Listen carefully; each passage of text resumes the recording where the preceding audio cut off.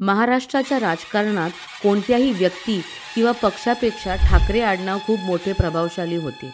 बाळासाहेब ठाकरे यांनी उभ्या केलेल्या शिवसेनेने महाराष्ट्राच्या समाजकारणात व राजकारणात एक वेगळे स्थान निर्माण केले होते.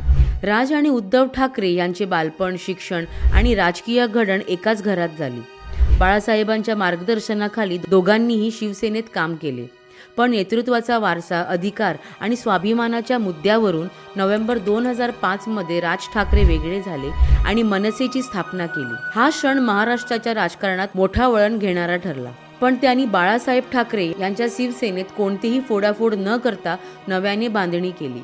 महाराष्ट्रातील मराठी अस्मिता, प्रादेशिक वाद आणि उत्तर भारतीयांवरील आंदोलन त्यामुळे मनसे हा पक्ष काहीच दिवसात प्रसिद्ध होऊन त्यांनी लढलेल्या 2009च्या पहिल्याच विधानसभा निवडणुकीत राज ठाकरे यांचे तब्बल 13 आमदार निवडून आले. त्यानंतर दोन्ही पक्षात अनेक चढ उतार झाले, पण आजही राज्यातील लाखो लोकांना वाटतं की हे दोन भाऊ एकत्र आलेच पाहिजेत. आता युतीच्या चर्चांना वेग आला आहे. दोन्ही नेत्यांनी सार्वजनिकरित्या सकारात्मक संकेत दिले आहेत.